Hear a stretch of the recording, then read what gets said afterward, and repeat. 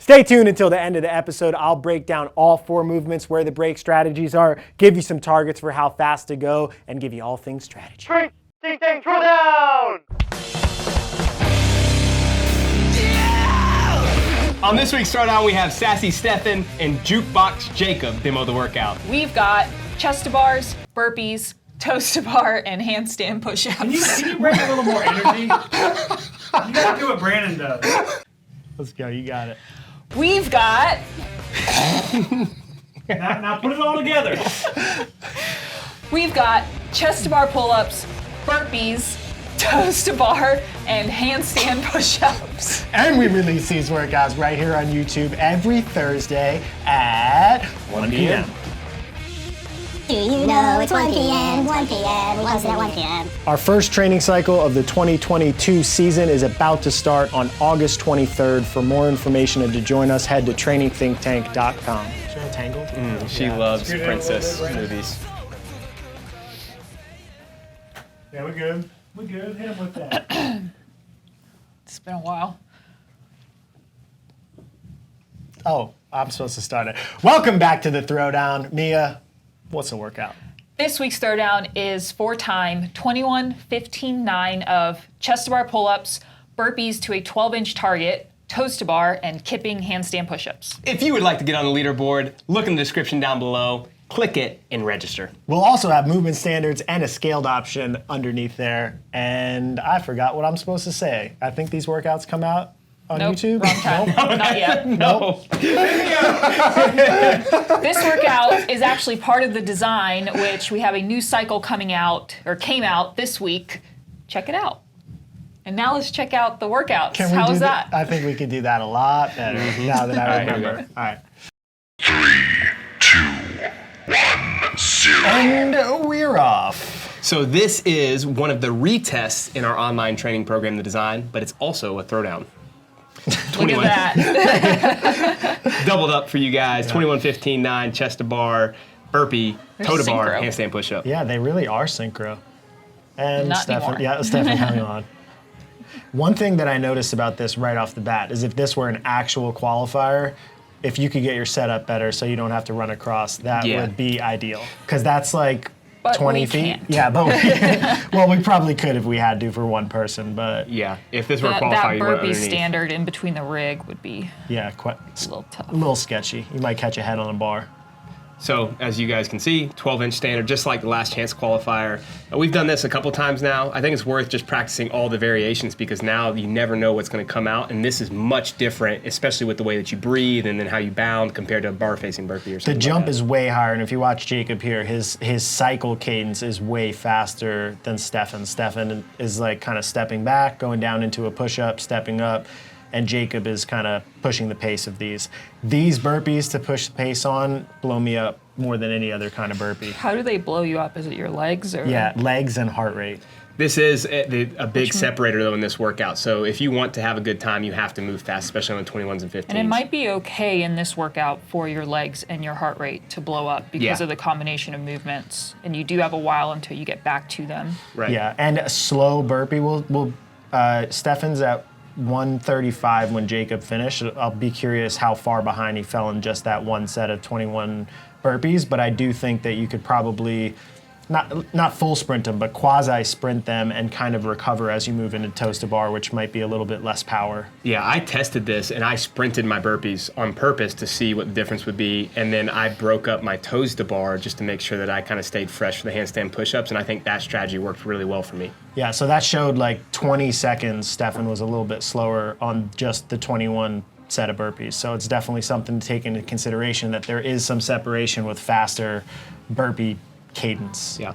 You also have to keep in mind with all these workouts that are like descending rep schemes like this, that yes, the 21 is going to be tough, but like it's going down in reps so that you can keep that same cadence for your burpees on the 15s. You're doing less reps. Yeah, and you're like, if you get closer to failure, it's okay because you're not doing another big dense set. It's Correct. getting smaller and smaller.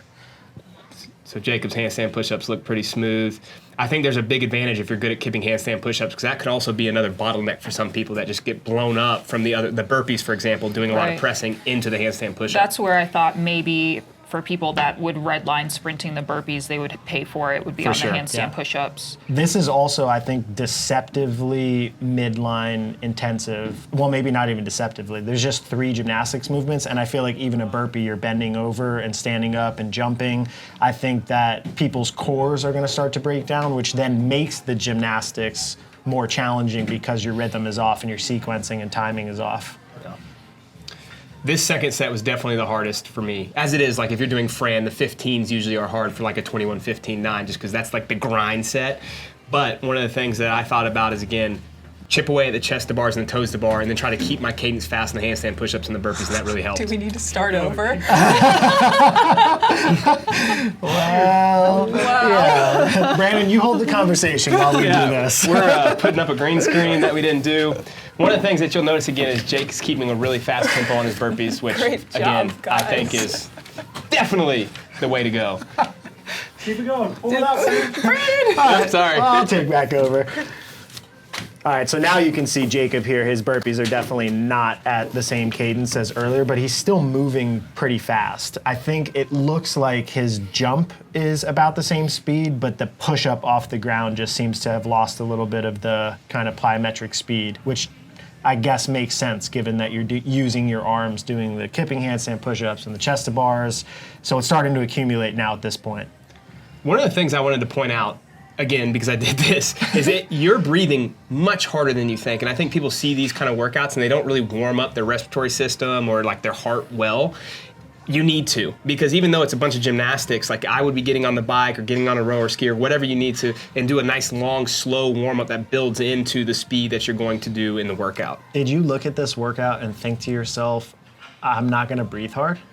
I think that Max thinks that for every workout I mean, he something ever lasts for does. longer than 30 seconds. I'm pretty much prepared mentally for that. I think what Brandon meant is it could look like just a gymnastics bottleneck movement where you don't have to worry so much about your breathing because, which that's probably what would happen to you since you Beat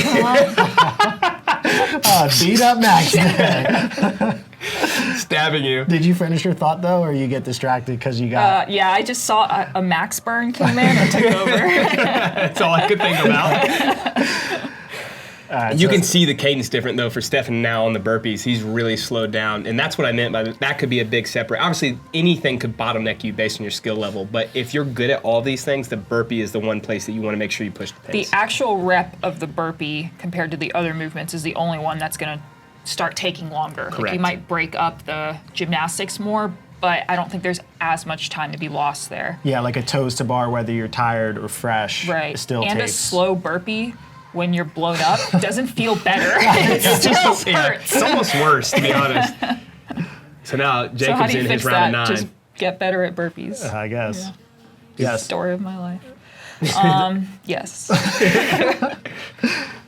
So is it, when you get to the set of 9, if you have now some experience, is there an opportunity to feel like you can have a sprint finish and rush to transitions? It's definitely dependent on the athlete, and if they're, my grip was actually the one thing I was fatigued on the chest bars and toes bar, but I went unbroken on everything on the 9s, and I did sprint. Like my burpees were a full-on sprint pace, but I also had a specific time goal in place, so like I was looking at the clock and I knew exactly where I wanted to be. Well, as we're watching this, what was your time? I'm not telling you. Why not? You think he's gonna The beat goal it? was the goal was to be sub 6 minutes. Okay, so you would have Wow. been done already.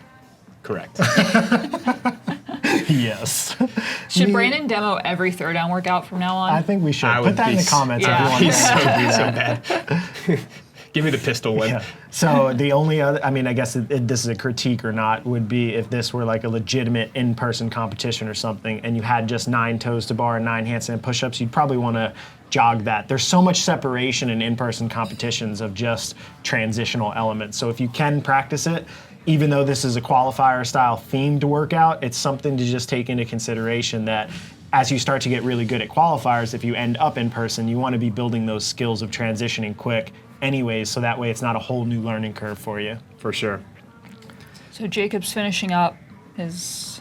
Set of 9. Yes. I had a moment. I was like, our toes bar after this, but he just did those. All right, 7:37. Solid time. Jacob is done. Brandon was done a minute and a half ago. I'd still stop. be going. I felt so bad here. I had to no rep him. because he didn't hit his but line. it was like way under, and I was like, oh. Yeah. Hey, good for you, Mia. Yeah, that actually is something that if you're doing this, I think the 6-inch reach standard of burpees that people used to do in the past, when you kind of get onto your tippy toes and reach up, you barely even have to jump. So you Right. can kind of do a lazy jump. With this 12-inch standard, you're jumping off the ground, and it makes a big, uncomfortable difference. So make sure you make everyone count. Yeah. Yeah, this is where, if I'm coaching Stefan here next to him, I'm basically saying, hey, you got to pick up your pace in the burpees because everything else is going to feel the same once you move on, and he only has 2 more movements after this. That's just where he's losing probably 20, 30 seconds every round of burpees compared to Jacob, Yeah. and that's where he could have made up a lot of time. Yeah, I mean, one thing that I will credit him for is that I think his burpee pace stayed pretty close to the same from start to finish of the workout. It's just, if you're trying to compete in a qualifier, that's probably where the biggest time loss was. It seems like his chest to bars, toes to bar, some of these breaks, like in a set of 9, this is probably a pretty long break. If you do have to break it, stay tall, get up to the bar, do singles, kind of figure out anything you need to do to grind through. Yeah, work more than you're resting, that's for sure. Yeah, And All right, good there you go. transition. now he knows. And he's pretty good at handstand push-ups. Let's see if he can keep these unbroken. Oh yeah, he Yeah, will. those look Look at solid. this. Still very powerful. Oh. Come on, man! And 9. Nice. Good To job, finish. guys. 9:19 to finish. There you Hopefully go. this video didn't suck without the green screen for most of it. Probably better than they don't see our the face, to be most completely honest. Professional, high-level green screen we've ever done. I'll see you on the whiteboard. You can see his face. Yeah, look right at there. that face. As we go through this workout, there's 4 movements, and I think each movement needs to be treated with a little bit of a different mindset. Now, it's obvious for the chest to bars and the handstand push-ups that getting to failure on those movements specifically is going to be a huge time suck. So I would recommend for anybody that needs to break this workout, which is going to be almost everybody, your break option number 1 would be in your chest to bars. I say that because that movement is right before burpees, and if you're blown up in burpees, then obviously it's going to be harder and you're going to lose time, as you saw from the demo. When you go on a slow burpee cadence, you lose a lot of time on every set. So you want to kind of use this as an opportunity to break, to keep your heart rate low, and also it's one of the movements that if it breaks down takes the longest to get through. Handstand push-ups would be my break option number 2. That is partially because if you blow your arms up leading into the chest to bars of the next set, it's going to make it more difficult. And also, if you get to failure there and you're upside down and you can't press yourself out, it is going to be a huge time suck.